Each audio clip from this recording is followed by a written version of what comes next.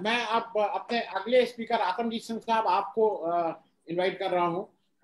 ईसा जी से बहुत सी चीजें सीखने को और समझने को मिलती हैं, जो इनका जज्बा रहता है। आतमजीत सिंह साहब, जो बात इन्होंने जहाँ पे खत्म की, मैं उसी से आगे चल रहा हूँ। जब साइंटिफिक उसकी बात होती है, वैक्सीन में बहुत से साइंटिफिक वो हैं, लेयर्स हैं कि भाई ये वैक्सीन ये है, इसका ये है, रिवर्स इंजीनियरिंग है। मैं एक चीज और पूछ रहा हूँ आपसे कि दिल्ली में आप हैं, डॉक्टर हर्षवर्धन फरवरी महीने में देश के स्वास्थ्य मंत्री हैं, और अगर बाबा रामदेव के प्रेस कॉन्फ्रेंस में जाके कोरोनल की बात करते हैं, तो ये कहीं ना कहीं एक आम आदमी को नहीं लगता कि नहीं नहीं कोरोनल कर लो? क्योंकि देखिए, ये तो एक जनमानस है ना, हम लोगों के बार बार जब से हम लोग बच्चे से बड़े हुए, तो घर में कोई खांसी होती है तो होता था सीतोपलात चूड़ खा, वो शहर चटा दो। तो हम इनग्रेड हैं हमारे उसमें कि भाई ये शहर की घर की दवाएं बेटर होती है। तो आतमजीत सिंह साहब, कहीं वो जिम्मेदारी हर्षवर्धन साहब की भी बनती थी कि वहां जाना और एक स्टैंप ऑफ अप्रूवल देना इन सब बातों को? जी आनंद वर्धन जी, मैं कृष्णा सिलवाट जी की बात को बहुत ध्यान से सुन रहा था। इन्होंने बहुत सारे विषयों पे, जो राजनीतिक विषय भी थे और जो हेल्थ से रिलेटेड, हेल्थ मिनिस्ट्री से रिलेटेड विषय थे, उन पे भी बात की। मैं उसी बात को बढ़ाते हुए आपको ये बता सकता हूँ कि हमारे सरकार का या हमारे सरकार में लोगों का साइंटिफिक टेम्पर है नहीं। और अगर साइंटिफिक टेम्पर होता तो बाकायदा एक रिसर्च की जाती और उस रिसर्च के अकॉर्डिंगली एक हम हल सोचते थे। एक अभिजीत बैनर्जी और Estha Duflo Nobel prize winners हैं, उन्होंने एक इकोनॉमिक इस पे, साइंस पे और इस पे प्रोजेक्ट किया कि ये हिंदुस्तान में सेकेंड वेव आई क्यों, और आई तो उसके पीछे प्रिपेयर्डनेस क्यों नहीं थी। जब पहला हमारे यहाँ कोरोना आया तो हमने थाली बजाई, बत्ती जलाई, गणेश जी को दूध भी चढ़ाया और ये सोचा कि कोरोना भाग जाएगा। और प्रधानमंत्री जी ने कह दिया कि ये महाभारत का लड़ाई है, 21 दिन में हम इस लड़ाई को जीत लेंगे। तो ऑब्वियस सी बात है कि लोगों ने उनकी बात मानी और जो जो उन्होंने कहा वो किया। वो करने के बावजूद 21 दिन में लॉकडाउन खत्म नहीं हुआ। लॉकडाउन जो है अप्रैल से मई में गया, मई से जून में गया, जून से जुलाई के मिड तक गया। जितने भी पलायन हुआ, गरीब मजदूरों का, किसानों का और लोगों का, जो भूखे मरे बेचारे, जिनके पास खाने तक पैसे नहीं रहे, उनका काफी इसमें नुकसान हुआ। और कुपोषण से ज्यादा लोग मरे बजाय कोरोना से। गांव में तो लोगों ने कोरोना को माना तक नहीं। किसी भी देहात गांव में चले जाइए, शहर में चले जाइए, तो कोई ना मास्क पहन रहा था और ना कोविड प्रोटोकॉल को फॉलो कर रहा था, ना सोशल डिस्टेंसिंग, 2 गज की जरूरी और मास्क पहनना है जरूरी। ये बातें सिर्फ किताबी रह गई, उन बातों पे कोई अमल नहीं हुआ। और करते करते दिवाली भी आ गई। दिवाली में भी लोगों ने धूमधाम से दिवाली मनाई, न्यू ईयर्स भी मनाया, लोगों ने एक दूसरों के घर भी जाने शुरू कर दिया। शहरों में भी जो पढ़े लिखे लोग थे उन्होंने भी कोरोना को बहुत सीरियसली नहीं लिया, क्योंकि यहाँ पे एक धारणा उड़ा दी गई कि योगा से, प्राणायाम से, भस्त्रिका से आप इसमें निजात पा सकते हैं। आप इसमें कोरोना लीजिए, गौमूत्र लीजिए और आपका निदान हो जाएगा। उस निदान की जो इन्होंने एक गलत फहमी चलाई, उस गलत फहमी में लोग जो आ गए, बातों में आ गए, उन्होंने उसको फॉलो नहीं किया, उन्होंने प्रोटोकॉल्स फॉलो नहीं किए। अब हुआ क्या, करते करते ये मामला अक्टूबर में चला गया। अक्टूबर में हमारे यूके वायरस था एक B1.117। इस वायरस ने इंडिया में एंट्री की, और इंडिया में एंट्री इसलिए की कि ऑब्वियसली इंटरनेशनल फ्लाइट्स खुली थी, लोग आ रहे थे, जा रहे थे, सब कुछ हो रहा था। उन फ्लाइट्स की वजह से वो वायरस जो है इंडिया के साउथ में और वेस्ट में और ईस्ट में स्थापित हो गया, और उसने एक नई सीक्वेंसिंग ली, एक नया म्यूटेशन वेरिएंट क्रिएट किया, M484Q और S343 एक नंबर और है R342 तक। उसमें ये इसने 2 म्यूटेशन बनाई, B1.167 और B1.168। ये 1617 और 1618 जो था, इसने आगे भी म्यूटेशन बनाई 4-4, और उस पर फॉलो नहीं हुआ। जीनोमिक सीक्वेंस के लिए जो साइंसदान थे, जो रिसर्चर्स थे, जो आईसीएमआर थी, हमारी जो रिसर्च टीम्स हैं वो ज्यादातर आईसीएमआर से हैं, या हमारे जो डायरेक्टर हैं आपके एम्स के, रणदीप गुलेरिया जी, बलराम भार्गव जी, और साइंटिफिक रिसर्च के, तो उनको बुलाया गया अक्टूबर में कि बताइए जीनोमिक सीक्वेंस का पता लग रहा है, क्या किया जाए। तो उन्होंने कहा आप ऐसा है, उन्होंने प्रेजेंटेशन दी पीएमओ को। पीएमओ में आप पता है, पीएमओ पूरे देश चलाते हैं, सेंट्रलाइज है सारा कुछ, उसके विषय में मैं ज्यादा डिटेल में नहीं जाऊंगा। तो उन्होंने कहा आप एक काम कीजिए, आप 900 करोड़ रुपए हमें दे दीजिए, आप 900 करोड़ रुपए हमें दे दीजिए, हम रिसर्च चालू करते हैं, और इसमें हम देश में पहले, हम दुनिया में पहले ऐसे होंगे जो सबसे बड़ी वैक्सीन, सबसे ज्यादा वैक्सीन बनाएंगे, 250 करोड़ वैक्सीन बना देंगे, और वो 250 करोड़ वैक्सीन से हम 100 करोड़ वैक्सीन में अपना काम चला लेंगे, यहाँ पे 50 करोड़ लोग शहरों में बसते हैं उनको वैक्सीन लग जाएगी, जो गांव में बसते हैं उनको वैक्सीन की जरूरत नहीं, और जो हमारे पास 200 करोड़ एक्स्ट्रा वैक्सीन होगी उसको बेच के हम अपना काम चला लेंगे। हमारा पीएम केयर का भी पैसा बच जाएगा, आपको भी ज्यादा इसमें दिक्कत नहीं करनी पड़ेगी, जीडीपी भी हमारी कंट्रोल हो जाएगी और गवर्नमेंट एक्सपेंडिचर भी कंट्रोल होगी। तो गवर्नमेंट ने सोचा कि ये रिसर्च के साइंसदान है, इनको सब पता होता है, इन्होंने उनकी बात मान ली। इन्होंने अगले महीने उनको 500 करोड़ रुपए दे दिए। अब उस 500 करोड़ रुपए का क्या हुआ? टेस्टिंग सेंटर बन गए, लैब्स बन गए, दवाइयों पे रिसर्च शुरू हो गई, रिसर्च सेंटर शुरू हो गया। अरे इस टाइम पे हमें काम क्या करना था? हमें वैक्सीन सिक्योर करनी थी, हमें फ्रंटलाइन वर्कर्स सिक्योर करने थे, हमें फ्रंटलाइन वर्कर्स को ट्रेन करके, हेल्थ वर्कर्स को ट्रेन करके एक सेकेंड लाइन बनानी थी कि मान लीजिए आज हमारे पास 10,000 हेल्थ वर्कर्स हैं, साइंसदान अपना फ्रंटलाइन वर्कर्स हैं, तो 10,000 बैकअप भी चाहिए था। अगर हमारे पास 10,000 बेड्स हॉस्पिटल के हैं, आईसीयू बेड्स हैं, तो हमें 10,000 20,000 का बैकअप भी चाहिए था। बजाय उस बैकअप को बनाने के इन्होंने रिसर्चर्स को 500 करोड़ रुपए दे दिए कि 250 करोड़ वैक्सीन बना लीजिए, जुलाई तक वैक्सीन हमें मिल जाए। बात खत्म हो गई।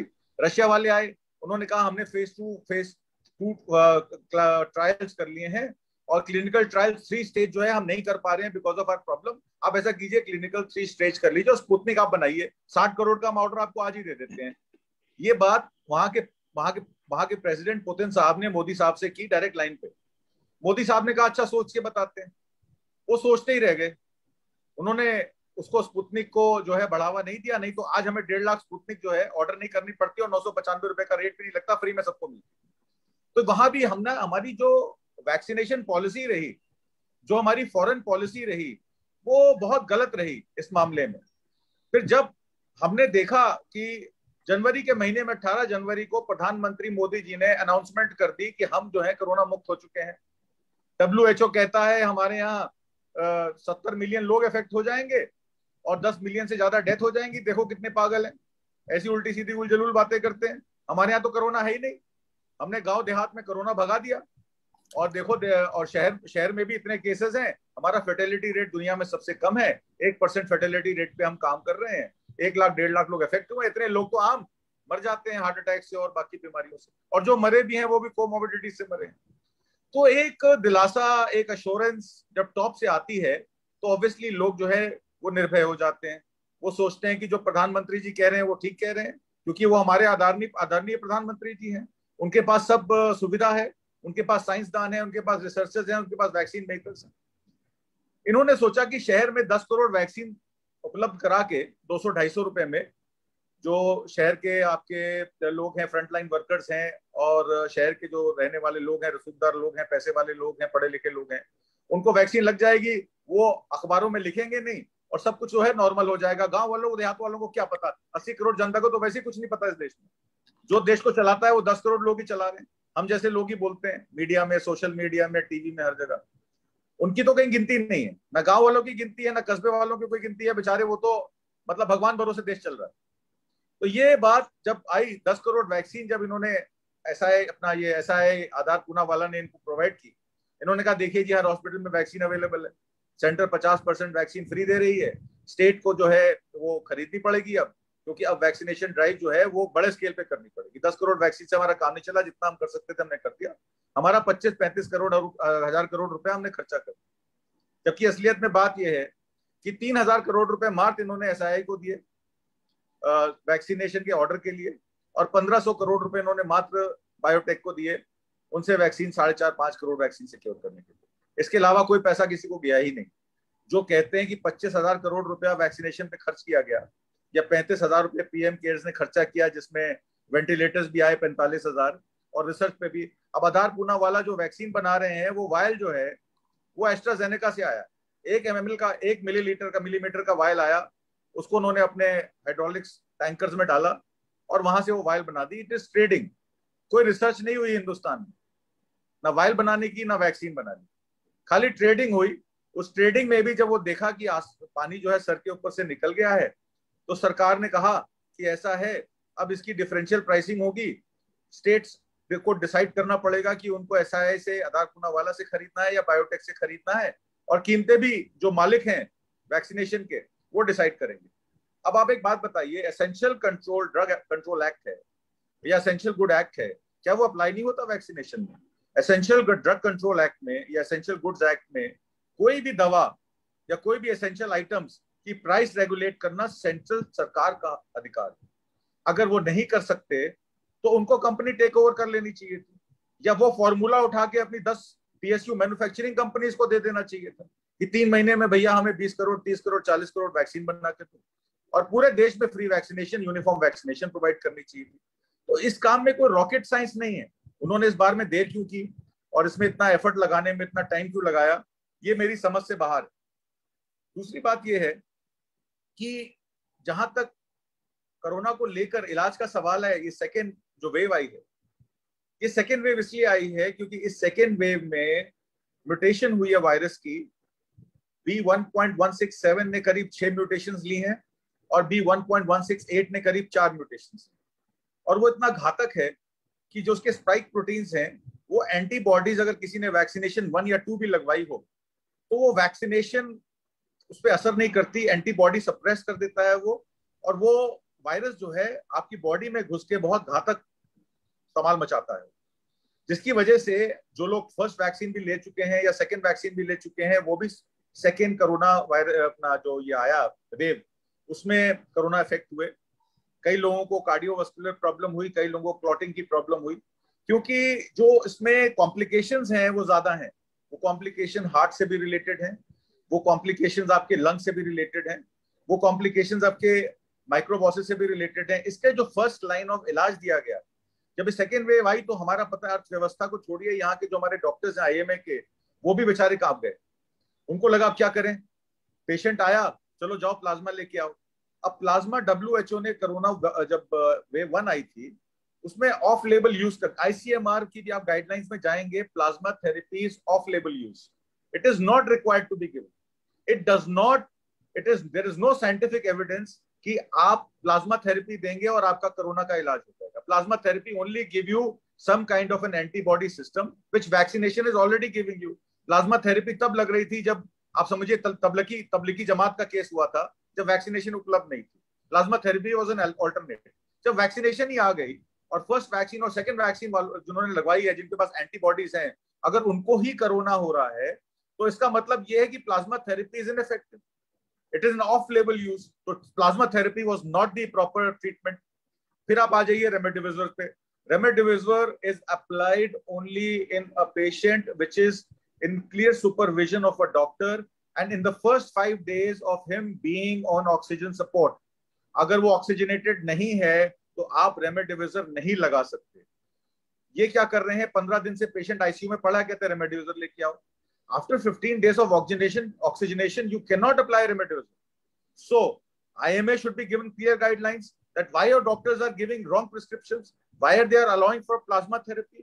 लोग पिलर टू पोस्ट भाग रहे हैं, किसी को O पॉजिटिव प्लाज्मा थेरेपी चाहिए, किसी को A पॉजिटिव प्लाज्मा थेरेपी चाहिए। So wrong notion.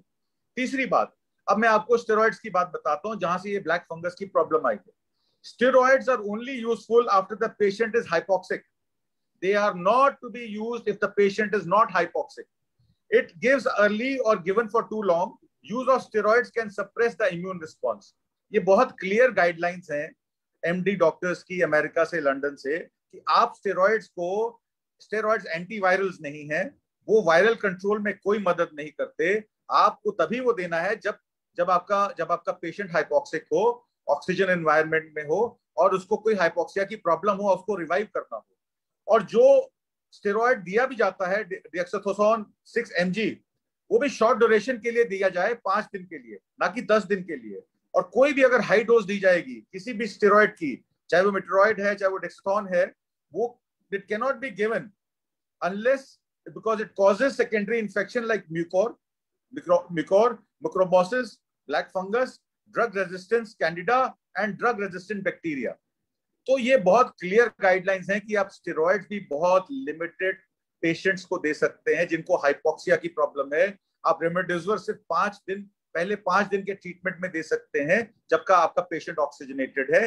Plasma therapy का कोई औचित्य नहीं है देने का। Plasma therapy is an off label use according to ICMR and according to WHO।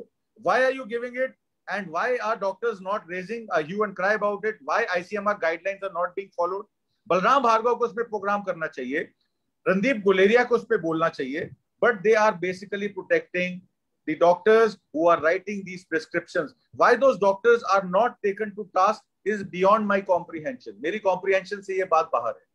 मैं एक प्रश्न मेरा वो है, क्योंकि ये कल का है, मतलब परसों डॉक्टर पाल जो हैं, टास्क फोर्स के जो कन्वीनर हैं और नीति आयोग के सदस्य हैं, उनके हवाले से सारे पेपर्स में खबर आई कि हिंदुस्तान दिसंबर 2021 तक सबको वैक्सीनेट कर देगा।